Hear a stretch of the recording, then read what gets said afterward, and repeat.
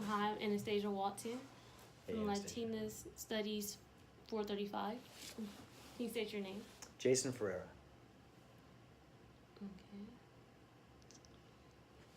And the first question I want to ask you is, why and how did you become a community organizer, and what work have you done in the Mission District?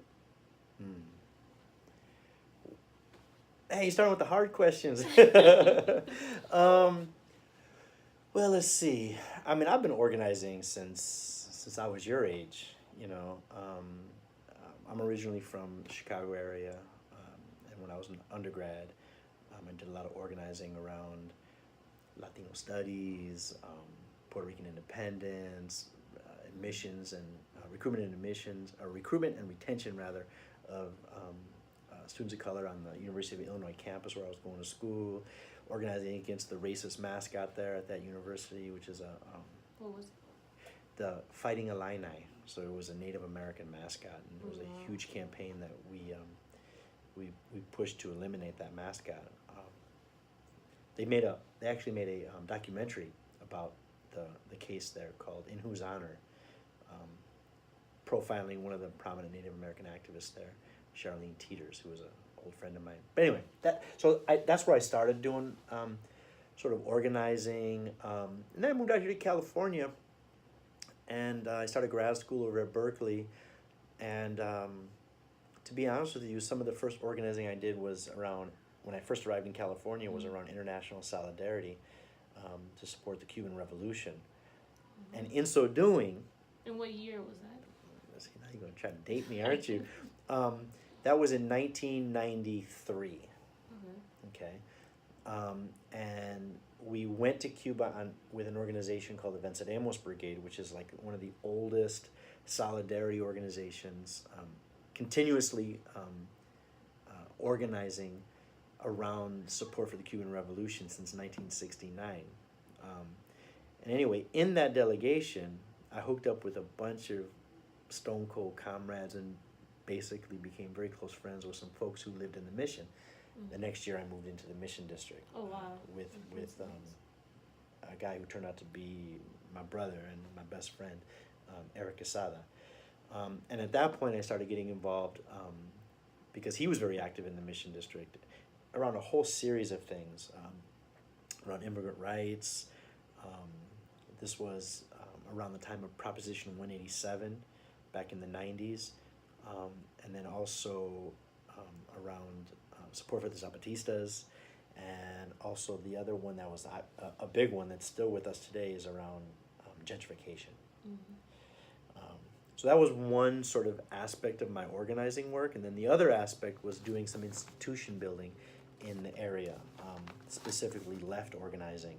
So we started, I was involved in starting two institutions, one which is still around, one which is not. The one that's not was called the Institute for Multiracial Justice. I was very close with Elizabeth Betita Martinez, who was a legend in the Chicano movement. We formed this institute called the Institute for Multiracial Justice, which was a entity which was dedicated to building unity between communities of color, because we believed that what the right wing was doing was really trying to fan the flames between particularly black and brown folk, and that there needed to be an effort made to make those connections between the different communities. And so that lasted for a number of years, and then that one kind of fell apart. But the other one that continues to exist, and I'm still involved with, is a place called the Center for Political Education. That is well, like it sounds, the Center for Political Education. Was it for like all ages, or? Oh yeah, definitely for all ages, and it's kind of a center in which people from different sectors of the movement, whether it be environmental justice or indigenous liberation or international solidarity or labor or folks working around the prison district complex, you name it, can kind of come together and engage in debate and theory and learning to sharpen practice. So for instance, we have a conference coming up on November 17th to sort of respond to the post-midterm moment, midterm elections moment, in this really dark period of of history that we're living through right now under the Trump regime. Yes. So that's continuing. We offer classes, we do have community events, and both of those, the Institute for Multiracial Justice and the Center for Political Education, have an office in the Mission District, actually in the very same building on 16th of Valencia. So I've been involved in a lot of different things. It's amazing. Yeah. What were your strengths as a community organizer? Sorry. What are my strengths? Yeah. Oh man, you'd have to talk to other people about that. I'm horrible at. Know your strengths? Yeah, I'm horrible at knowing my strengths. Man, I don't know. You know, I mean, I think one of the things that I'm a good listener. Mm-hmm. I think anybody who is an organizer, who is a good organizer, has to be first and foremost a good listener. Has to be a person who values the relationships that serve as the glue of any social movement. And I think I've always been very attentive to that. I think also another strength of mine is, we tend to, there's the way the world is, Mm-hmm. and there's the way we want the world to be, right? There's the muck of the moment we're in, and there's the vision of a society we want in the future, right? And I think sometimes there are those people who are so focused on where we are that they don't have a vision of where we ought to be. So they're always they're doing important organizing around certain reforms, getting a traffic light up or passing a particular piece of legislation that's significant, or getting somebody elected to political office because things are so freaking bad right now, right? All that's important, but without the broader vision, you're just like a gerbil in a treadmill. You're just going. There's an old saying, if you don't know where you're going, any road will get you there. Yeah. And on the other hand, so there's those folks, and then there's other people who are, they're the dreamers, they're the visionaries, this is the way the world should be. And unfortunately, sometimes they aren't connected to where people are at and what people need at that moment, right? Like, in the future. Huh? They're so far in the future. Yeah, they're just so like, that's the world, this is the way the world should be, and we shouldn't be fighting for a minimum wage because a minimum wage is not radical enough, But if you're working, and you're not getting a minimum wage, could be very important to you. So why am I going off on this? Is because I think I've been very good at being able to maintain that balance between the two. Mm-hmm. Where you are and where you want to be. Where you are and where you want to be, yeah. I think that's a skill. Yeah, I believe so also. Just even in life, not even just. Yeah, not even in just organizing. Yeah. Politics. What did you accomplish as a community organizer in the Mission District? You're asking these questions. You have to ask the other folk. I mean, I don't know. We've taken some lumps. We've taken some lumps. I mean, it really pains me to go to the mission now. Because, like right now, there's a very important institution that's been in that community for 40 plus years. Galeria de la Raza. It's on the corner of 24th and Bryant. And I was born out of the movements of the 60s and early 70s. Tied to the strike here, even at state, and right now they're being pushed out because of gentrification. So I come back and I see a community that I still see people fighting, because I don't live in the Mission anymore. I live in East Bay now, and but it breaks my heart, the Mission District is one of these spaces that has seen wave after wave after wave of displacement, beginning of course with Native folk, the Ohlone, right? And so it's like sediments of displacement, and it's painful. It's very painful to see, It's infuriating sometimes to be in the community, and then you see or you hear people talking about the community as in like just completely different than folk, techies and hipsters and People who don't understand the history or they don't understand it, or they only appreciate it to the extent that it gives their life a little bit of color. You know, they get to get their burritos or something like that. You know, and but they don't realize like families are raised here. You know, culture and community is established here. So it pains me. So so clearly, you know, looking at the mission now, we've taken some loss, but you know, it's like the College of Ethnic Studies here. You know, we're still here. Right. You know, and as long as we're here, we'll keep fighting. You know.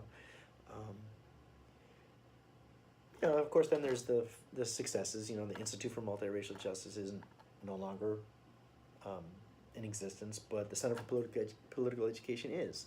Mm-hmm. You know, so that's a success. You know, we've been trying to build the left. I mean, it's a trip actually. Now that I think about it, because we've been trying to build the left and talk about things like socialism and democratic economy and you know, for 20 years now in the center. Now all of a sudden we've got mainstream folk talking about socialism. I never thought I'd see that in my day. And now it's like, you know, people talking today in this election about, you know, socialism. You know, it may not be the type of socialism I think about, but the fact that it's in the public sphere being debated, I think is significant and could bode well. You know, of course, fascism is also in the air. Right. You know, so that doesn't bode well. So. That's amazing. Looking back at your days as a community activist, is there anything you would have done differently? Yeah, I'd have won. I don't know. What would I do differently? I can't think of any. I don't have any regrets like that. Yeah, I don't have any regrets like that. Yeah, I wish the Institute for Multiracial Justice was still around.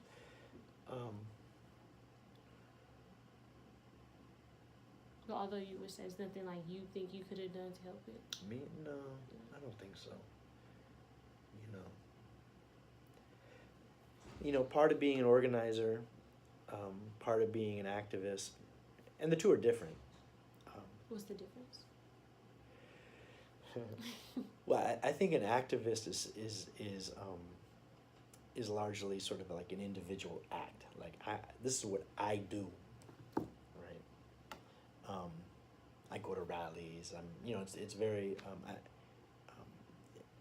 it's a style of politics. It's a distinct type of activity. But see, organizing, you know, going to rallies, things like that. Organizing is different. It goes back to what I was saying earlier about building relationships and building capacities in people. You know, an activist isn't necessarily considered in building the capacities of other people. An organizer is. You know, back in the day, the Student Nonviolent Coordinating Committee of the Civil Rights Movement used to have the saying, you know, and they were organizers. They were focused on organizing. They said, our job is to work ourselves out of a job. In other words, we're not trying to uplift ourselves, inflate our, this is not about our ego. This is not about creating an apparatus or an institution in which the people are dependent upon us to save them. Mm-hmm. This is about building the capacity of everyday people themselves to become self-determining and empowered themselves. You know, for them it was the daycare, the domestic workers, sharecroppers, folks like that, you know. And I see myself, in a lot of ways, education is like being an organizer. Being an educator is a lot like being an organizer. You know, there are some people who see themselves as educators because they got the right line. They got all the information and they're just going to give it to you. Yeah. And maybe they're very activist oriented. Maybe they're very progressive. Maybe they're very militant even, you know. But that's different than an educator who is informed by an organizing philosophy. And what's similar between that type of an educator informed by an organizing philosophy, or where there is a parallel, is that then there are educators who are about building the capacity of their students to be critical thinkers on their own. Not just that they, you know, agree with you. Yeah. But, you know, they're critical thinkers. They know how to research. They know how to ask questions. They're flexible. They're able to adapt. You know, they have that inner strength, that inner confidence, that inner empowerment that you don't even have to be there anymore. You know, you've lit that fire. You know, when they move on, they'll still have it. They still have it. Yeah. I don't know how many times I've seen some, and I'll even say this even within the field of ethnic studies, where students will say all the right things and they'll do really well in an ethnic studies class. And then if they go into a traditional department like a poli-sci, then all of a sudden it becomes evident that they're not prepared to go toe-to-toe. They're not armed, and I mean that intellectually armed, to be able to go toe-to-toe, you know? And that's what we need to do. We need to develop those critical thinkers that can do that. And so I think organizing is different than mobilizing or being an activist, you know? Mm-hmm. Mobilizing and being an activist are important, but they're not the same as organizing, you know? Yeah. Just like sharing history or sharing political viewpoints, even radical viewpoints, is important, but it's not the same as enabling people to develop their own radical analyses. Right. It's just sharing your views, but it's not sharing just different ideologies with it. Mm-hmm. How has the mission district changed from the time you were actively involved? I think you stated a few. So Yeah. Okay. It's whiter and wealthier. I mean, just demographically. Yeah, I feel like the Bay Area is just getting like that. It's crazy. It's crazy. Everywhere. Oakland's like that now too. I used to stay in West Oakland. I go back now, it's just like, wow. But you know, the thing about it is that it's that, and then there's also tremendous amount of poverty. You know, like It'd be right across the street. Right across the street. So you got condos, and then you got homeless encampments. You know, right by West Oakland and Emeryville, right? There's the Best Buy and all that. Yeah. Right on the back side. I was driving by there yesterday, as a matter of fact, 2 days ago. It's unbelievable how big that encampment is. And I feel like it has grown more since I was younger, especially. It's grown more, and see, the thing is the two are related. They're not separate. They're totally related. What people might say, the particular development model that promotes one type of series of investments around housing basically leads to the other. You know, that's why it's so damn expensive to live here. Right. You know. Anyway, I mean, we were struggling with that back in the day in the mission. You know, during the first .com bubble, you know, When you say the first .com bubble, what do you mean? No, the first sort of, you know, when the internet first really began to kind of take off, and you know, you got all these startup companies, .com startup companies, right? That was in the late 90s, early 2000s. There was a whole period called the Mission Anti-Displacement Coalition, you know, and one of the things that people were trying to make a point at that point is like, you know what, it's not even about the yuppies. It's not even about the hipsters, you know. As insensitive and pathetic as they may be, the real issue is the fact of how the housing market is constructed. Yeah. And so the focus needs to be on the housing market, not on the personalities, but on the structural basis as to why housing is so expensive and why neighborhoods are changing. You know, what are the economic reasons that is happening, you know, as opposed to just getting personal with, you know, one of these hipsters with, you know, beards and whatnot, you know, or drinking lattes or what have you, you know, like I like lattes too, but the real issue is addressing the economy and the way in which the housing market was constructed and trying to find a way to control the housing market, you know. So like today, Prop 10 is on the ballot, right? And part of that is to begin to address, you know, limitations on how much we can, like, homeowners, everything can charge, landlords can charge. That's right, and giving tenants protections, you know, in this brutal housing market, you know. Yeah. So. What advice would you give young people today? What advice would you give young people today who see themselves as community organizers?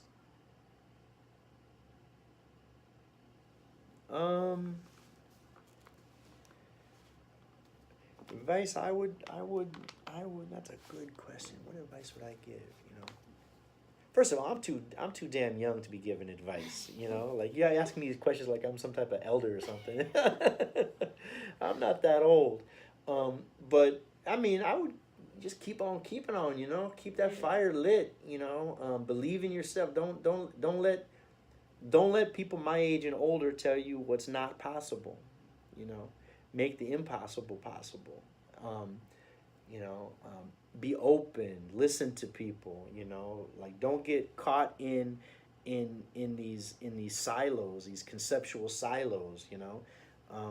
Reach out, touch and interact with other people and other ideas, you know. Like one of the things that I think particularly young folk in this country would do well to learn from is history, not only the histories, but the networks of struggle that exist in other parts of the planet, you know, like in Latin America and in Europe and in Africa and in, you know, all these places, you know, in a lot of respects, like let me just use Latin America as an example. You know, the level of social movements there are much more sophisticated and highly developed than we are here. I mean, we're in the belly of the beast here, you know, and so we're enveloped in you know, the culture of this place, and that, you know, in other parts of the world, they don't have that quote unquote luxury, you know. They have to struggle, and they've been struggling. They've been experimenting with models of empowerment, you know, like if you go to Venezuela or you go to, you know, Brazil right now, which is really tragic right now in terms of the election of this guy, Jair Bolsonaro, who's a out and out fascist. But who's he going after? He's going after youth, gays and lesbians, Afro-Brazilians, the poor, who have very sophisticated organizing models, you know. I mean, the MST, the landless movement there, you know, people who've been forced off their land, you know, because of the market, and then they just squat and build these communities. I mean, we're talking hundreds of thousands, millions of people being organized. We could learn a lot from them. Right. So my advice to youth here is, you know, keep that fire lit, you know, challenge orthodoxy, you know. Don't listen to the old timers telling you, you know, to be pragmatic, you know. But yet at the same time, be open enough that you can learn from everybody, and in particular folks outside the United States, you know. Mm-hmm. There's a particular arrogance of this country that we think we're the center of the universe, you know. I see that a lot. Yeah. Lastly, do you feel you have fulfilled your purpose of your life? Oh my God! I didn't make the questions. You're killing me with these questions. Do you know something? Am I dying tomorrow or something? Because you're asking. Have I fulfilled the purpose of my life? Oh my goodness. No, I have not fulfilled my purpose. I'm still trying to figure out what that purpose is. But to the extent that I've been able to identify certain aspects of what that purpose are, no. I mean, we still ain't free.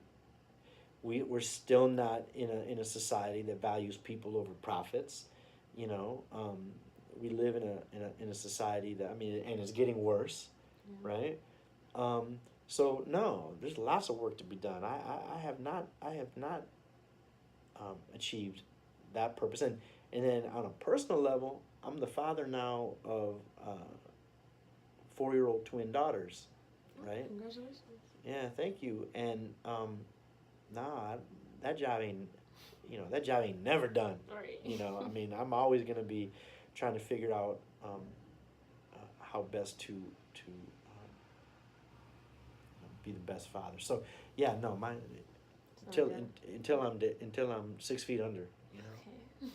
Is there anything you'd like to add before you finish up? That's good. Okay. Thank you so much. Yeah.